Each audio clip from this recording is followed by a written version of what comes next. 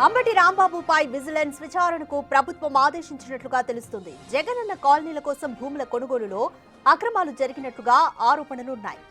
ఎకరం 10 లక్షలకు కొని ప్రభుత్వానికి 30 లక్షలకు అమ్మినట్లుగా అంబటిపై ఆరోపణలు వచ్చాయి. రియల్ ఎస్టేట్ వెంచర్లలో ల్యాండ్ కన్వర్షన్ కు ఎకరాకు 5 లక్షలు వసూలు చేశారని కూడా ఎలిగేషన్స్ వచ్చాయి. మంగళగిరికి చెందిన వైసీపీ నేత నేతృత్వంలో అక్రమాలు జరిగినట్లుగా తెలుస్తోంది. విజిలెన్స్ కు వరుస ఫిర్యాదులు రావడంతో ప్రభుత్వానికి సమాచారం ఇచ్చింది. దాంతో ప్రభుత్వం విచారణకు ఆదేశించి నెల రోజుల్లోపు రిపోర్ట్ ఇవ్వాలని సూచించింది. విజిలెన్స్ నివేదికలో అక్రమాలు తేలితే కేసును ఏసీబీకి ఇచ్చే ఛాన్స్ ఉంది.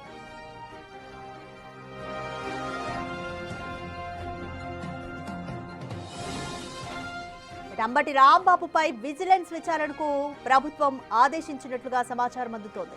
జగనన్న కాలనీల కోసం భూముల కొనుగోలులో అక్రమాలు జరిగినట్లుగా ఆరోపణలు వస్తున్నాయి. అయితే ఎకరం భూమిని 10 లక్షలకు కొని ప్రభుత్వానికి 30 లక్షలకు అమ్మినట్లుగా అంబటి రాంబాబు పైన ఆరోపణలున్నాయి. రియల్ ఎస్టేట్ వెంచర్లలో ల్యాండ్ కన్వర్షన్ కు ఎకరాకు 5 లక్షలు వసూలు చేశారని కూడా ఎలిగేషన్స్ వచ్చాయి. దీంతో మంగళగిరికి చెందిన వైసీపీ నేత నేతృత్వంలో అక్రమాలు జరిగినట్టుగా తెలుస్తోంది. అయితే విజిలెన్స్ కు దీనికి సంబంధించి వరుసగా ఫిర్యాదులు వస్తున్నాయి.